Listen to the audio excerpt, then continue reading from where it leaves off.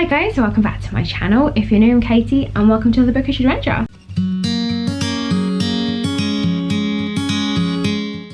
In today's video, we're going to be doing a book review, and that book is Kingdom of Souls by Rena Barron. Like with most of my videos, I will be doing a spoiler-free section and then a little small spoiler section just because there are little bits I want to talk about. Before I carry on, I have been thinking about doing book reviews for books I've already read before I made my return. Mainly for Cinderella's Dead, as I have a lot I want to say about that, but I do have a written review of that. But if you're interested, let me know and maybe I can make it happen. So, Kingdom of Souls. So we follow Ara, and she is a daughter of two very powerful witch doctors. So her father sort of owns like an apothecary. It does a lot of blood magic, so people will like buy things to like extend their youth or their beauty, that type of thing. And then her mother is a priestess, and they live in the kingdom, which is surrounded by the tribal lands with other tribes, and her parents come from two different tribes. You then have the Orishas, and then you have their one god who they sort of attribute the fact who gave them magic, and that's Heka. And then you have the Orishas who'd have things to do with like fertility and basically like the Greek gods. Like there's one for everything is the best way to like sum that up. And then throughout the book you learn a lot more about the Orishas' history, their history with demons and how like they were slayed and whatnot, and the Demon King, and like the war before everything really happened. And you know, like with a lot of things, legends are built on truths and lies, and it's kind of finding out what may or may not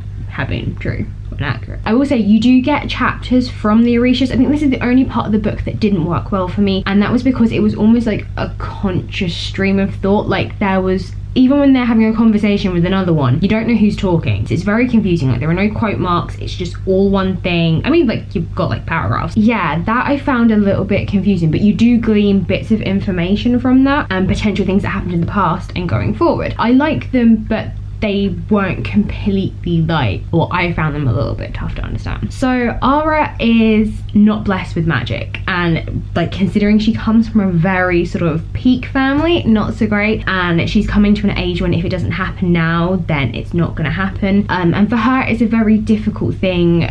She really struggles to have a connection with her mother, and I think that is like a big part of it. And you know, she wants to feel whole because she can, this is another thing I loved about this book, magic is like a very visceral thing. It's very much like its own character. You know, she can see it at night, you can see it in the air, it's tangible, you can feel it on your skin. You know, she can like see these weird freaky omen things called familiars, and she can feel other people's magic. Like it really does feel like magic has its own thing. And yeah, she is just not blessed with it, and her grandmother keeps having visions, and one of the more recent ones is this green-eyed serpent, which is like connections to the demons. So it's that kind of are they back or not, and is this the reason why Ara is not being touched by Heka's magic, because there is a demon blocking her. She then finds out when she returns home from the Blood Moon Festival, where she doesn't get any magic, that children are going missing within the kingdom. Thing happens, I'm not going to tell you what it is, but she decides that she's going to find out why children are being taken, because potentially it seems like too much of a coincidence for these things not to be related. And she decides to do the unthinkable thing, which is sell her years for magic. So there is I was going to say a performance, not a performance, a ritual in which you can do where you can sell your years, but it could be for something small, it could be for something massive, but you don't know what it's going to take. You could get some crow's feet and go a little grey, you could lose a tooth, like you could suddenly get arthritis. There is no like, there's no like in between. It is, you could die from doing it the first time. And so she decides to do it, and from that point on, when she makes that choice and her discoveries, the book really takes a turn. And this is where I can't talk about anything, which is so annoying, and it becomes a driving force because I could not see where this book was going to go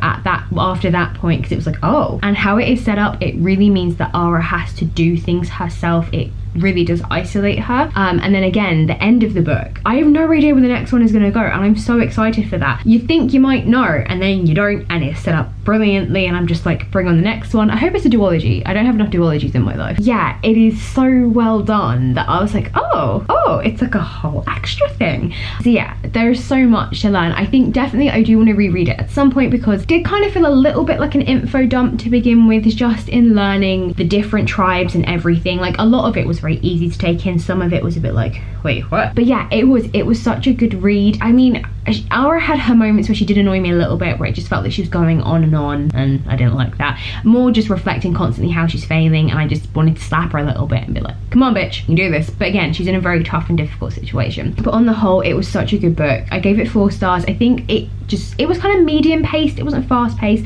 Stuff was always happening, things were always on the move, but and like I didn't have like a real emotional connection, so like I didn't cry.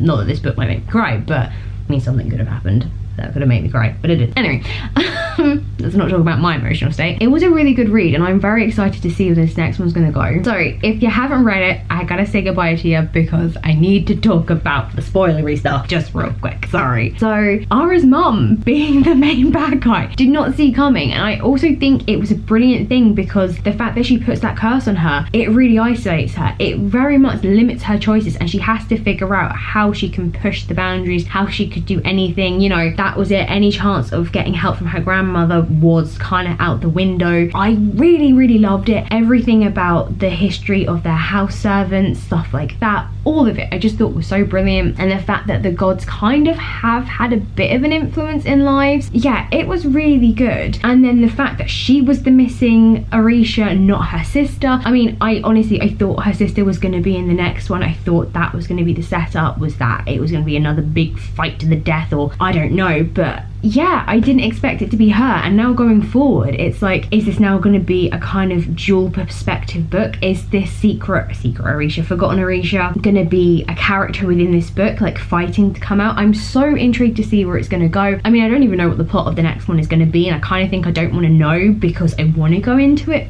blind just for it to be more exciting. But I mean, the hunt for the Demon King, I guess, is kind of still on. I mean, they've stopped her sister, but then is this forgotten Orisha gonna want to try and fight us? I'm so excited to find out. I have to say the ending of it was set up really well. I just didn't see it coming. Like, I didn't see her mum turning out to be who she was. Also, fair play to the author, killing everyone, killing her whole family off. I mean, yeah, girl. When I talk about it, I'm like, why didn't I give it 5 stars? I'm like, no, don't talk yourself out of it. If you're read this book, then please hit me up in the comments. I would love to know your thoughts on it as well. Do you agree with me? How did you find the chapters with like the Orishas? Did you find it weird, or were you like, it totally made sense? What are you talking about? If you want to like this video, then you can do that, and if you want to hit that subscribe button, do that too. And yeah, let me know what you think about me doing reviews for books prior to my glamorous return. It's mostly gonna be for Cinderella's Den. I got a lot to say about that book.